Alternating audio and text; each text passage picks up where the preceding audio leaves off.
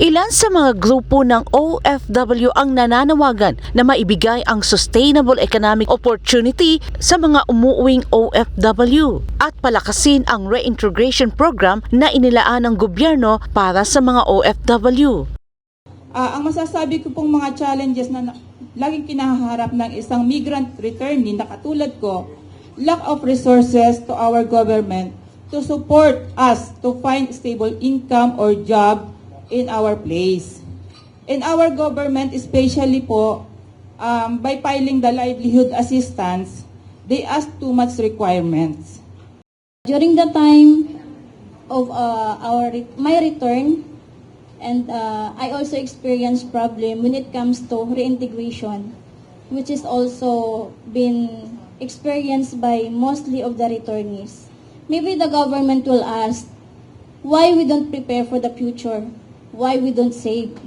The question is hidden.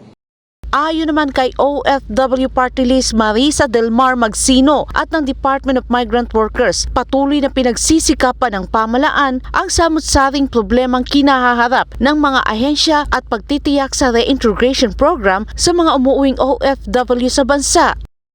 Yes, alam niyo po, sinabi ko rin po yan sa DMW na ang ating reintegration program kailangan i-level up.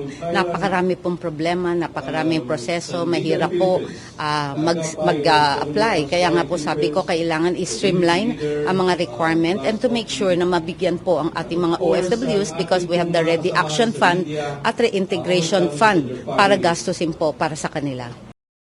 We shall manage a national reintegration program to enhance their skills, knowledge and competence and facilitate their safe and productive reintegration in the communities. Upon arrival, assistance from OWA, that's 10,000 pesos. Hotel, transportation assistance from the airport. Of course, yung mismong paglipad nila papunta sa Pilipinas is of course taken care of by the government. Ang mga nasabing pahayag ay kasabay sa isinagawang Rights and Reintegration of Returning Migrant Women in Southeast Asia araw ng Martes na pinangunahan ng Global Alliance Against Trafficking in Women at DMW at ang Oples Center. Ayon naman kay Congresswoman Magsino, marami na siyang mga panukala na isinusulong para sa kapakanan at karapatan ng mga OFW simula nang siya ay umupo sa Kongreso. Naku, napakarami po nating bills na na-file for integration, nabanggit ko nga po earlier. Pero lahat po ngayon tumatakbo po yan at ang mangyayari po, sisiguraduhin po natin na tumakbo po yan. Meron po rin tayong e-voting bill ngayon. Meron tayong Magna Carta for Seafarers. Napakarami nating bills for our OFWs and reintegration. Para sa Diyos at sa Pilipinas kong mahal, Charolite, SMNA News.